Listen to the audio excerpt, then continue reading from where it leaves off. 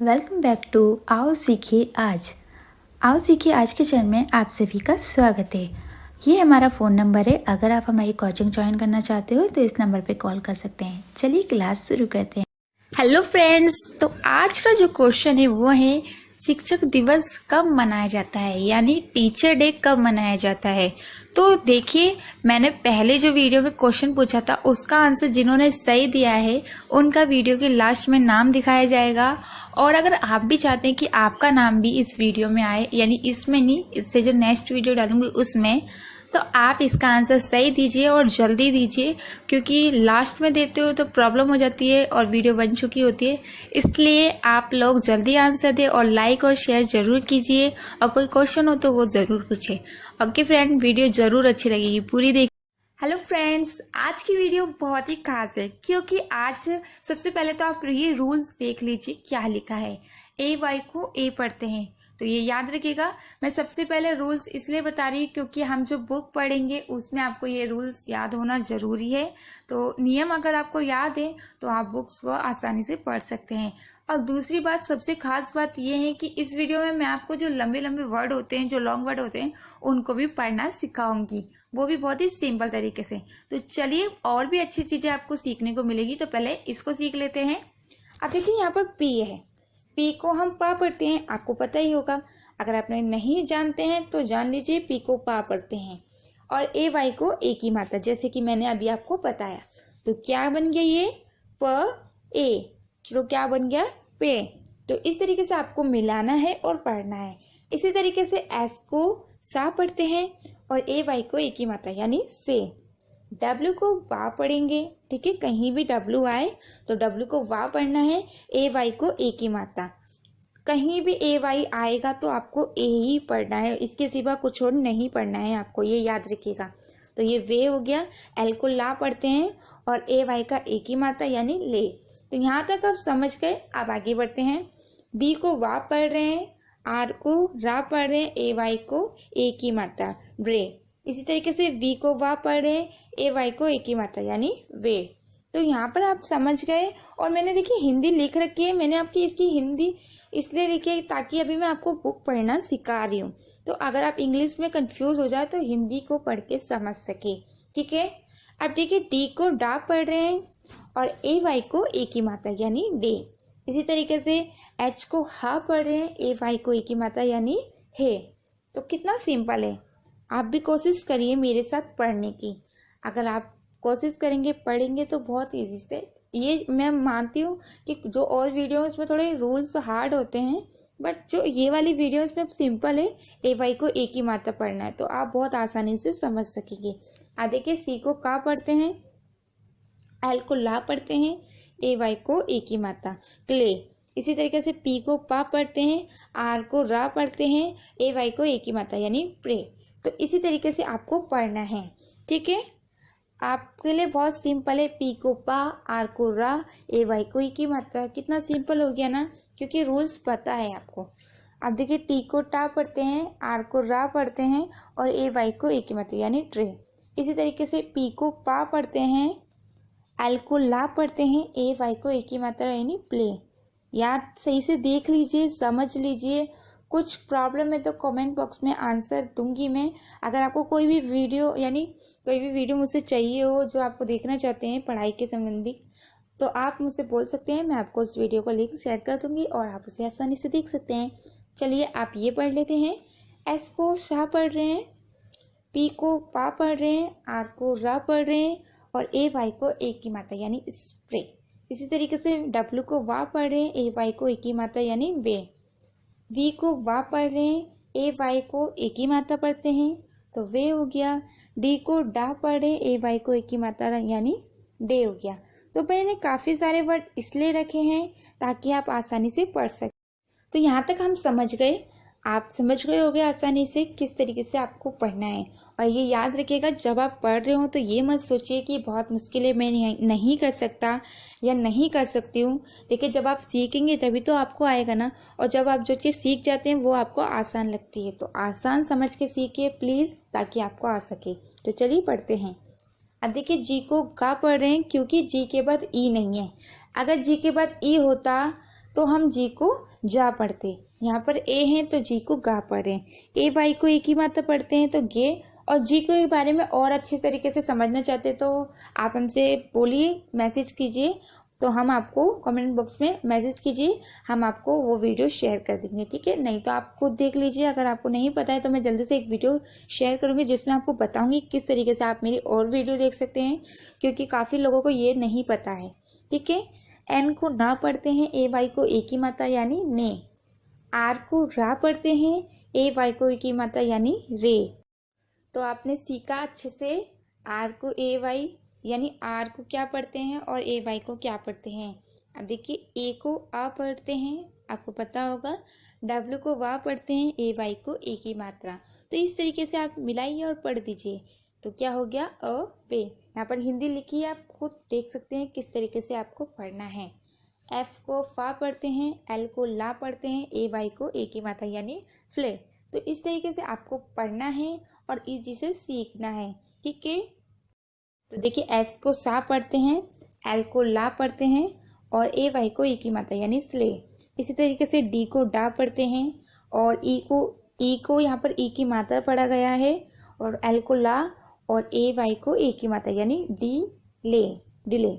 तो यहाँ पर आपने आसानी से समझ लिया किस तरीके से आपको पढ़ना है, ठीक है।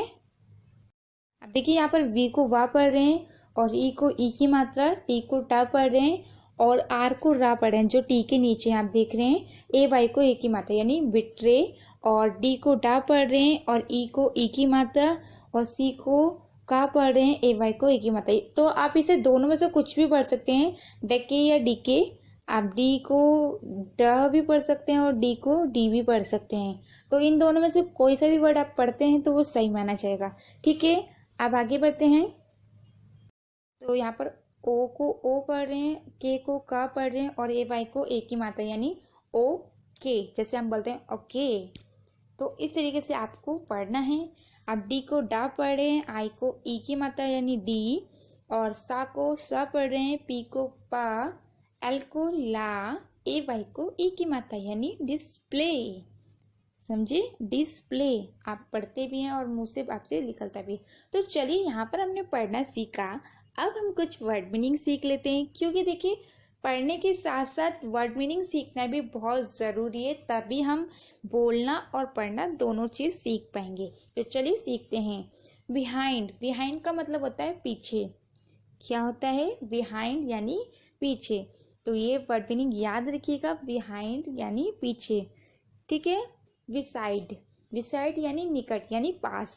निकट का मतलब होता है पास। अगर आपको निकट का मतलब नहीं पता है तो आप समझ गए होंगे, विसाइड यानी पास। तो अगर आपको वर्ड मीनिंग याद रखिएगा, इसे लिख लीजिए वर्ड मीनिंग को, और किसी सेंटेंस में यानी कुछ हिंदी का वर्ड जैसे आप बोलते हैं, जैसे कि मैं आपको एग्जाम्पल के तौर पे बताऊं, आप बोल सकते हैं विसाइड या कुछ भी पास के लिए कोई भी ऐसे सेंटेंस बना के आप बोल सकते हैं, ठीक है। अभी मैं नहीं बता रही क्योंकि मैं आगे का वर्ड सिखाती हूँ आपको। अंडर यानी नीचे, ठीक है, अंडर यानी नीचे। तो आपने काफ़ी सारे वर्ड ऐसे देखे भी होंगे जो फिल इन द ब्लैंक में भी आते हैं ये। तो आपको ये वर्ड मीनिंग में थोड़ी थोड़ी वर्ड मीनिंग याद करवाती रहती हूँ हर वीडियो में, ताकि आप आसानी से याद कर सके। अब देखिए, इसको आपको किस तरीके, देखिए अबव यानी ऊपर, ठीक है। तो इसे आप, मैंने हिंदी लिख दी है, आप पढ़ लीजिए, वर्ड मीनिंग को लिखिए, उसके साथ हिंदी भी लिखिए, उसके साथ उसका मीनिंग जो होता है यानी ऊपर वो भी लिखिए, ताकि आप गलत ना पढ़ें और जब आप पढ़ें तो बिल्कुल सही पढ़ें और उसकी मीनिंग भी सही से समझ सके। नियर यानी नज़दीक, नियर यानी नज़दीक, ठीक है, NEAR, नियर। अभी मैंने ये भी सोचा है कि मैं आपको, अब जो नेक्स्ट वीडियो आएगी उसमें बुक के साथ साथ मैं आपको 100 वर्ड मीनिंग भी लेके आऊँ, क्योंकि अगर आप 100 वर्ड मीनिंग रोज याद करते हैं तो आप जल्दी से 1 महीने में 3000 के करीब वर्ड मीनिंग सीख जाएं, और जितनी वर्ड मीनिंग आप लोग सीखेंगे उतनी ज़्यादा आपको इंग्लिश और अच्छी आएगी। सीलिंग यानी छत, सीलिंग यानी छत। तो ये मैं चाहती हूँ कि आपको बहुत जल्दी से इंग्लिश सिखा सकूँ। तो आपसे जो वीडियो आएगी उसमें मैं आपको बुक पढ़ना सिखाऊंगी, जैसे सिखा रही हूँ वो तो सब सिखाऊंगी, उसके साथ 100 वर्ड मीनिंग सिखाऊंगी और उसके साथ कुछ ऐसे वर्ड भी सिखाऊंगी जो लॉन्ग होते हैं, जो पढ़ने में बहुत ज़्यादा प्रॉब्लम होती है आपको, तो वो भी सिखाऊंगी। इन फ्रंट ऑफ यानी के सामने, इन फ्रंट ऑफ यानी के सामने। तो आपको इसकी मीनिंग अच्छे से समझ में आ रही होगी। और कोई भी प्रॉब्लम है, कुछ भी मेरी वीडियो में प्रॉब्लम आपको लगती है या कोई भी ऐसी प्रॉब्लम है जो आपको मेरे से बोलना है कि मैं बुरा ना मान जाऊँ, कोई बात नहीं, आप मुझसे बोलिए। मैं और अच्छे से वीडियो को और अच्छी बनाऊंगी और कोशिश करूंगी कि आपको और अच्छे से समझ में आ सके। ठीक है। फ्लोर यानी फर्श, फ्लोर यानी फर्श, जो आपकी जमीन होती है उसको हम फर्श बोलते हैं और उसको फ्लोर भी बोलते हैं। ठीक है। तो यहाँ पर आप समझ गए होंगे किस तरीके से आपको याद करना है। सीट यानी आसन, सीट यानी जैसे कि सीट होती है, आप बोलते हैं सीट पे बैठ जाओ, जिस पे हम बैठते हैं। आसन कुछ ज़्यादा वो हो गया, तो जैसे कि कहीं भी आप जहाँ बैठते हैं खाना खाने के लिए, तो वो एक सीट होती है, तो उसको आप हिंदी में आसन बोलते हैं, आसन। ठीक है। तो यहाँ पर आप समझ गए होंगे किस तरीके से आपको ये वर्ड मीनिंग याद करनी है। याद करने का सबसे अच्छा तरीका यही है कि आप किसी सेंटेंस के साथ जोड़ के से याद करें और रोज बोलिए तो ज़्यादा जल्दी याद होगी। हैंग यानी लटकना या लटकाना भी होता है। हैंग यानी लटकाना या लटकना, दोनों में से कोई सा भी हो सकता है। तो हैंग, ये जो वर्ड है इनकी वर्ड मीनिंग भी साथ के साथ याद रखिए, जैसे कि HANG, क्योंकि अगर आपको सिर्फ बोलना आता है और लिखना नहीं आता है तो प्रॉब्लम हो जाती है, फिर आगे हम लिखना नहीं सीख पाते। तो साथ के साथ लिखना भी सीखिए, क्योंकि ज़्यादा वर्ड मीनिंग नहीं है, बहुत ही कम है इसमें, तो आप थोड़ी सी तो याद कर ही सकते हैं और बहुत छोटी छोटी है, ज़्यादा बड़ी भी नहीं है। ऑन यानी ऊपर। ठीक है।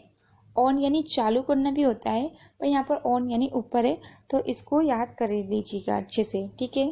और ऑन का मतलब पर भी होता है, तो ये चीज़ आप याद रखिएगा कि एक वर्ड की काफ़ी सारी हिंदी मीनिंग होती है और आपको पता भी होनी चाहिए। इन यानी मैं, इन यानी मैं, तो यहाँ पर आपको ये याद रखनी है कुछ वर्ड मीनिंग। आप देख रहे हैं किस तरीके से। अब देखिए, इन का मतलब होता है मैं और आई का मतलब भी मैं होता है। तो काफ़ी, ये मत सोचिए कि ये अगर इन कहीं भी लिखा होता है तो उसकी मीनिंग आपको हिंदी समझनी है। ठीक है। और नहीं तो मैं का मतलब आई भी होता है, तो ये चीज़ भी याद रखिएगा। देखिए, वॉल यानी दीवार होती है, जैसे कि आप जान रहे हैं, वॉल भी बोलते हैं इसको, और दीवार जैसे कि आप। तो यहाँ तक हमने सीख लिया। अब हम सीखेंगे कुछ ऐसे वर्ड जो बहुत बड़े बड़े होते हैं और हमें पढ़ने में काफ़ी प्रॉब्लम होती है। तो इसके बाद हम वही सीखते हैं कि ऐसे बड़े बड़े वर्ड को हम कैसे आसान तरीके से पढ़ सकते हैं। तो चलिए देखते हैं।